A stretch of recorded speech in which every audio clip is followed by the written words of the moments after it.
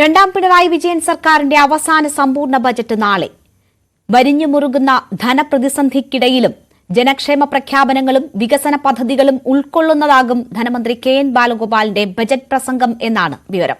User ഫീ ഈടാക്കിക്കൊണ്ടുള്ള കിഫ്ബി പദ്ധതികളുടെ പ്രഖ്യാപനം ബജറ്റിലുണ്ടാകുമോ എന്നാണ് ഏവരും ഉറ്റുനോക്കുന്നത്.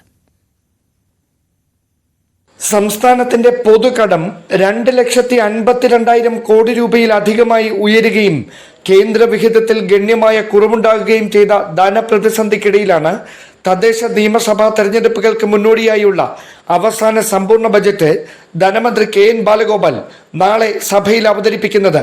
ഉരുൾപൊട്ടൽ ദുരന്തം തകർത്തെറിഞ്ഞ വയനാട് പുനരധിവാസത്തിന് കേന്ദ്ര വിഹിതത്തിനായി കാത്തുനിൽക്കാതെ പ്രത്യേക പാക്കേജ് അനുവദിക്കാനാണ് സാധ്യത. അതിതീവ്ര ദുരന്തമെന്ന് കേന്ദ്രം പ്രഖ്യാപിച്ചെങ്കിലും അതിന്റെ സാമ്പത്തിക പരിഗണനകൾ ഒന്നും സംസ്ഥാനത്തിന് ഇതുവരെ ലഭിച്ചിട്ടില്ലെന്നാണ് ആക്ഷേപം. എന്നാൽ ആ കുറ്റപ്പെടുത്തൽ കൊണ്ട് പുനരധിവാസം വൈകിയാൽ പഴി കേൾക്കേണ്ടി വരിക സർക്കാരിനാണെന്ന ബോധ്യത്തിലാണ് വയനാട് ടൗൺഷിപ്പിനായി ബജറ്റിൽ പ്രത്യേകം തുക വകയിരുത്തുന്നത്.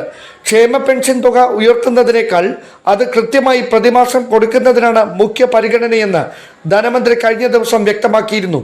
കിഫ്ബി വഴി വരുമാനദായക പദ്ധതികൾ നടപ്പിലാക്കണമെന്ന സുപ്രീം കോടതി നിർദ്ദേശം നിലനിൽക്കുന്നതിനാൽ കിഫ്ബിക്കും പ്രത്യേക പാക്കേജ് അനുവദിക്കാനാണ് സാധ്യത. ജനക്ഷേമ പദ്ധതികൾക്ക് വരുമാനം കണ്ടെത്തുന്നതിന്റെ ഭാഗമായി നികുതി അനുപാതത്തിലും വർധന ഉണ്ടായേക്കും. അതേസമയം വൈദ്യുതി ചാർജ് വർധനയ്ക്ക് പിന്നാലെ അമിത നികുതി ഭാരം കൂടിയായാൽ വിമർശനം ക്ഷണിച്ചു വരുത്തുന്ന നടപടിയായി അത് മാറുമെന്നതാണ് സർക്കാർ നേരിടുന്ന വെല്ലുവിളി. വ്യവസായ, വിദ്യാഭ്യാസ, വിനോദസഞ്ചാര മേഖലകളിൽ സ്വകാര്യ നിക്ഷേപം പ്രോത്സാഹിപ്പിക്കുന്ന പദ്ധതികളും ബജറ്റിൽ ഇടം പിടിച്ചേക്കും.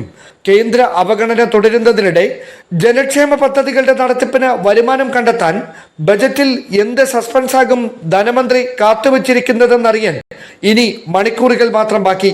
ന്യൂസ് 18 തിരുവനന്തപുരം.